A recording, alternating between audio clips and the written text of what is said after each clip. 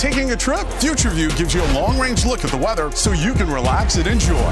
We'll cover severe storms like you've never seen before. America's Weather Team is on the new Fox Weather app. Download now at foxweather.com.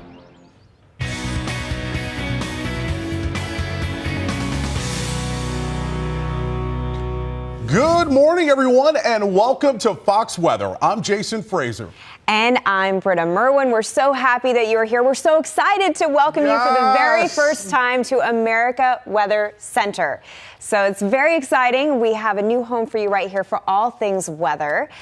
Here at Fox Weather, we have all the tools and the people working around the clock to keep you informed. And this is a live look at our entire studio. You can see that is Weather Command. So that is where all of our meteorologists as well as producers sit. So we'll be able to show you the different parts of the country and what's happening pretty much in real time. That's also where our graphics are made as well. Jordan and Jeff wave to the camera along with Stephanie as well. There you go. That's a part of, they are an integral part of our team here at Fox Weather. Yeah, and here at America's Weather Center, we're just happy that you're a part of our Fox Weather family. So come on in, grab your coffee, grab your tea, and join us for the next 6 hours for a great start to your day. And as the morning progresses, we're going to show you also different parts of the studio. And we also have a few important guests that are going to be stopping by. So we have a very busy day to kick us off. So let's get right to it. Right now, a tale of two storms. The first battering the Midwest after several confirmed tornadoes leave a trail of destruction, and that severe threat is now pushing eastward. We're tracking who is most at risk and what to expect. And the second storm slamming the west, record rainfall totals, heavy snow, strong winds, and so much more. So when will residents finally get some relief? Plus, the Northeast is bracing for a possible nor'easter. It is Monday, October the 25th. And thanks so much for watching Fox Weather Sunrise. And we are on top of those two storms, the tale of two storms, one on the east, one on the west. We have Fox Weather correspondents across the country, including Nicole Valdez in Farmington, Missouri, and Will Nunley in Olympic Valley, California. But first, we want to introduce you to the third member of our studio team, Stephen Morgan. He is here with the latest on the severe weather threat that is moving eastward. Good morning to you, Stephen. Yes. Good to see you, man. Jason and Britta, likewise, happy to be a part of this morning team. And man, what a perfect time to launch Fox Weather. An Absolutely. active It's a big day. night last night, right? For storms moving through the Midwest. We'll hear from Nicole here in a little bit, but want to focus on that because what we saw yesterday, quite impressive, especially for southern Illinois. Now, here's the deal. Just waking up, you're looking at the warnings. What do we have? Well, we're currently watching 4 different warnings. These all are flash flood warnings. Lightning strikes, nearly 550 over the last 10 minutes or so, and population under those warnings, we're about 87,000. I'll tell you what, when I came in this morning, it was more like 200, 300,000 people experiencing some of this inclement weather. Speaking of that, Aveston, Illinois reported a 65-mile-per-hour wind gust overnight. Breckenridge, Missouri, 1.5 inches hail. That's just a little smaller than golf balls. We saw some severe weather, and just look at the radar. So this was back at about 6 o'clock. Those tornado warnings beginning to fire in Missouri, moving through southeastern Missouri into southern Illinois. The good news this morning, as we're currently looking at radar, a broken line of showers and storms. Really focused, though, on Nashville. That's where we're seeing some of the heaviest rain about to move on in, even through eastern portions of Indiana and Kentucky. But seeing what Nashville's dealing with at this hour, that heavy rain's about to move in. Look at these. Rainfall, this since Saturday through the Midwest, northern portions of Illinois, Quincy, nearly 6 inches of rain. Des Moines picking up nearly 3 inches of rain. Just over 2.5 inches in Champaign, Illinois. That's where the University of Illinois is located. All of that heavy rain associated with this powerful low pressure system that's moving across the area. So we'll be watching that.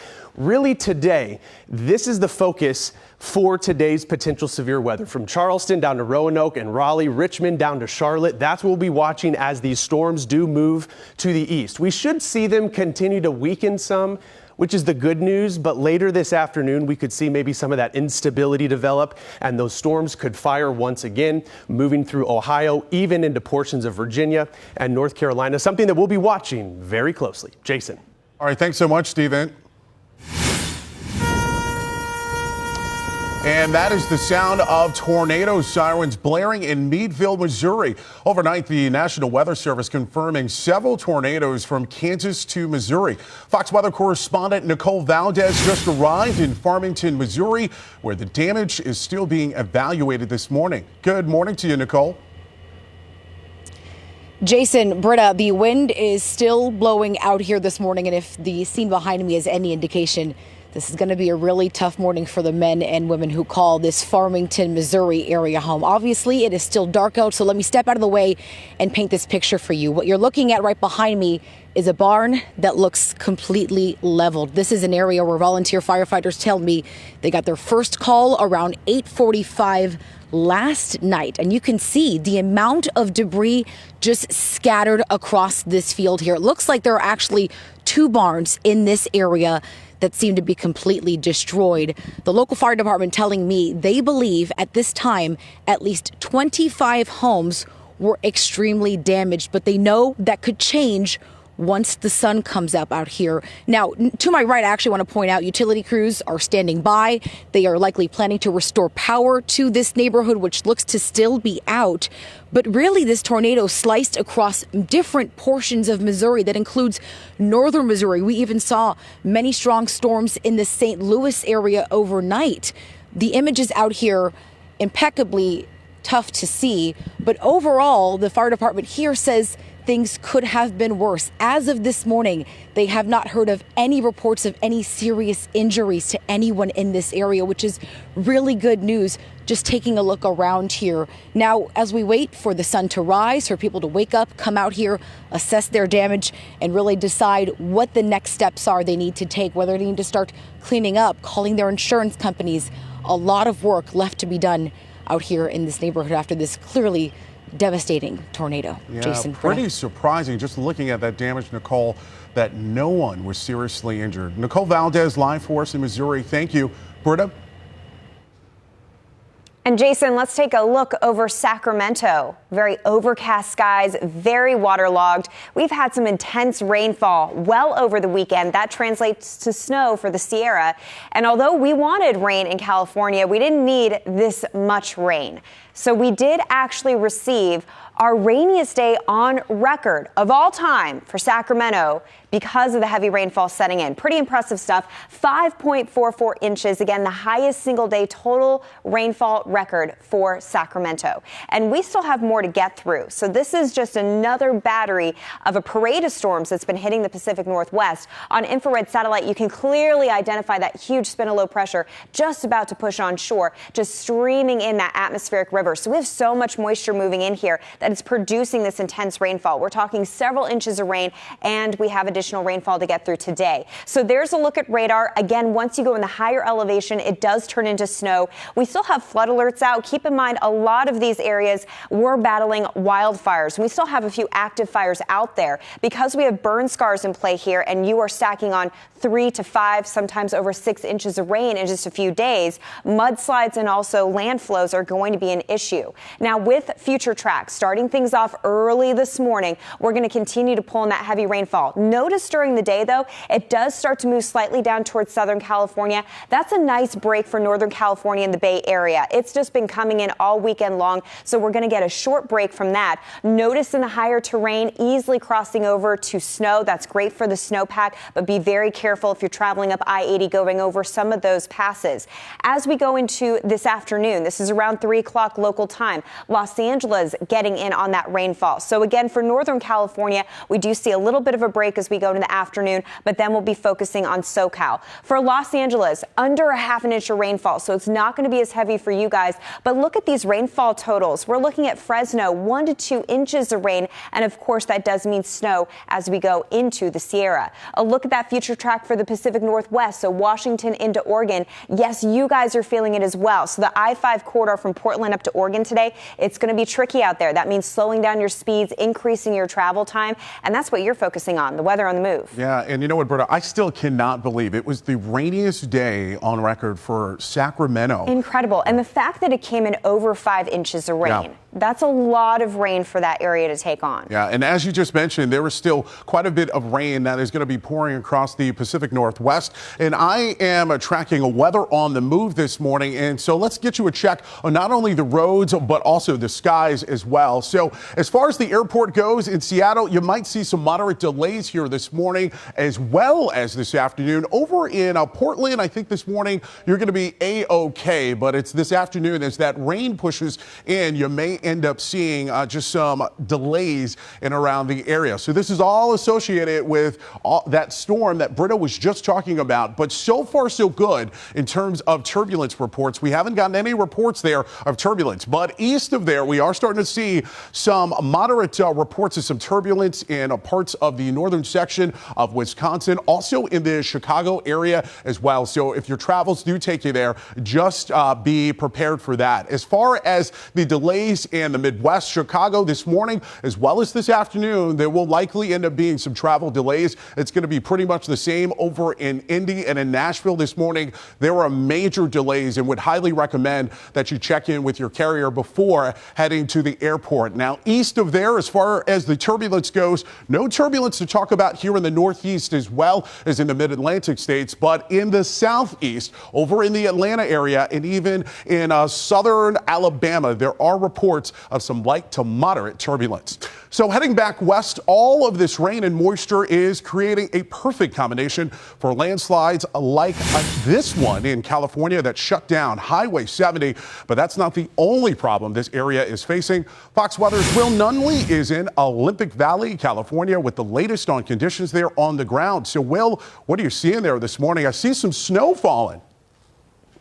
Lots and lots of it, Jason. We knew that once the snow started falling, it would be rapid and it would be consequential. And sure enough, that is what we are seeing. My Fox Weather app pinpointing my location here in Olympic Valley this morning, letting me know it's 34 degrees. So all of the ingredients are here. And sure enough, we have snow falling very rapidly. And I mean several inches within the past just few hours. The road closures you mentioned are also coming in rapidly this morning. Highway 70, Highway 80, we're getting word from California Highway Patrol that roads in many places are just simply impassable this morning. Lots of them are closed at this hour because we have seen, as a result of the rain that we've experienced over the past 36 hours or so here, some mudslides happening, some rocks and debris in the roadway, so those are being closed. But this is kind of a double-edged sword. We don't want to see the mudslides and the debris and the hazards, but a lot of people here that I've been talking to want to see the rain. They want to see the snow, especially for the ski resorts where I'm standing here this morning at the Squaw Creek Resort. They're glad to see this because this is a first initial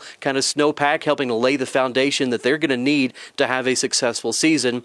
Meanwhile, for the greater Lake Tahoe area, they're happy to see the significant rainfall as well because of historically low levels there for that lake. But really, if you're in the area here, you can probably know that it's a no-go on the roads here for a little while. And as the sun starts to come up, we'll have a better assessment of exactly how much has fallen here and what it's going to take to get those roads clear. But Jason, I can tell you in the meantime, it's still just coming down. We're in the height of it right now. All right, Will. Well, we will be checking back in with you later on this morning. Britta, over to you. Yeah, and let's get those kiddos out the door and ready for school. It's going to be an awesome day out there. We're going to take you on a little trip to Florida. So getting your kids ready for the day.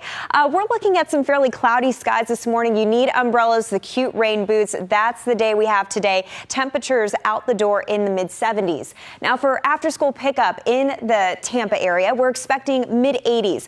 Also note the winds. It's going to be breezy. It's going to be warm. It's going to be muggy. Winds coming in 15 to 20 miles per hour. So it's one of those days that the umbrellas might not be a good idea in the afternoon. I would go with the rain jacket for the pickup schedule at the bus stop. Jason?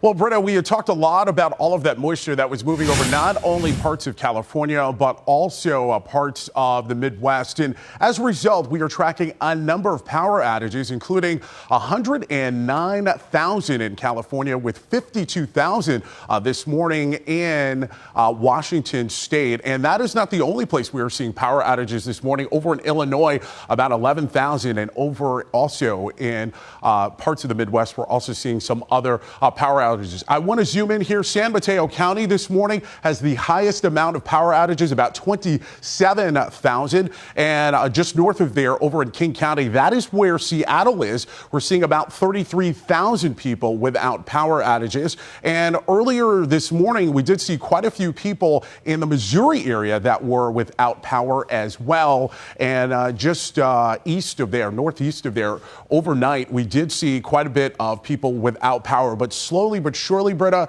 they are gaining some power in Illinois. Good to hear, Jason. Well, some trouble on the seas for one cargo ship in the Strait of Juan de Fuca. Strong winds blew the ship off course, and it knocked about 40 containers overboard. To make matters worse, a fire was also reported on board, but it appears that has burned itself out. Some bad weather in the area is making it very difficult to actually get to the ship, but officials, including the Canadian Coast Guard, are monitoring the situation in case weather causes the ship to move from its anchored position. Now, Jason, 16 crew members have been rescued and taken on shore. 5 are remaining on board to watch the vessel, keep an eye on the weather, and also the fire situation. Now, there is still a lot of active weather that is out there. We just got this video from Jessica Lynn Farmer of a funnel cloud in Missouri. If you have any photos or videos that can better tell the weather story near you, do us a favor and share them on social media, Facebook, Twitter, as well as Instagram, using the hashtag FoxWeather. And coming up, we're keeping an eye on the severe weather threat that is tracking east. We've got the latest on the forecast and the cleanup effort that's underway. Plus, the Northeast is bracing for a possible nor'easter.